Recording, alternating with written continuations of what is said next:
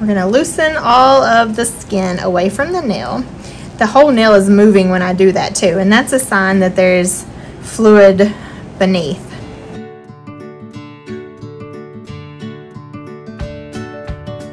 Hey guys, it's Dr. Carter, and we have an avulsion of a toenail today. That means we remove the toenail, but it will grow back in. This poor man had a really thick toenail that was kind of oozing blood. No trauma that he noted, but if there's drainage underneath the nail, I need to get it off. That way I can inspect the nail bed and see what's going on. So let's go get started. Alright, at this point I already have him numbed up. We did 2 little pokes at the bottom of the toe. He's been cleaned off with betadine. And when I was nipping his nail, I noticed a little bit of fluctuance. When I squeezed on it, some fluid did come out, so that makes me suspicious for an infection underneath. His circulation is not the greatest, so sometimes you don't mount an enormous immune response to an infection. So he doesn't have any redness, no swelling, no drainage that I could have seen. So that's why it's even more important to inspect it and make sure that there's no cut in his nail bed or there's nothing else going on beneath the surface. So you're going in? I am.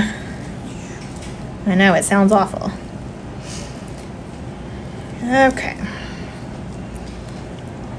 We're going to loosen all of the skin away from the nail. The whole nail is moving when I do that too, and that's a sign that there's fluid beneath.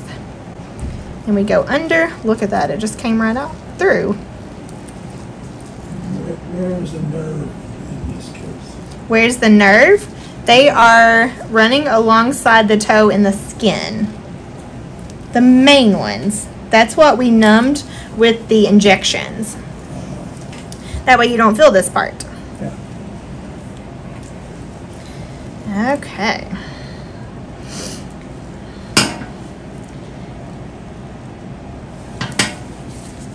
So,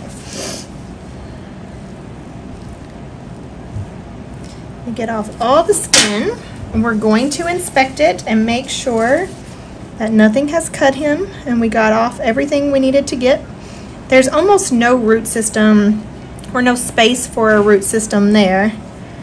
I'm sorry, I didn't hear you. That's okay. Your root on your nail in the very center part is very, very shallow, meaning it's going to give you a big thick nail almost always. Perfect. All of that looks good. I did think there was a little cut over here, but that part's okay as well. So there would be no need to put him on an antibiotic. There's no thick pus anywhere, so it's all cleaned out, and we're going to give him a good fresh start. Now, when we take the nail off, we take the entire nail off, it does tend to bleed a lot. Antibiotic ointment on the gauze, and if you notice, the blood flow does start to return pretty quickly after you remove the tourniquet.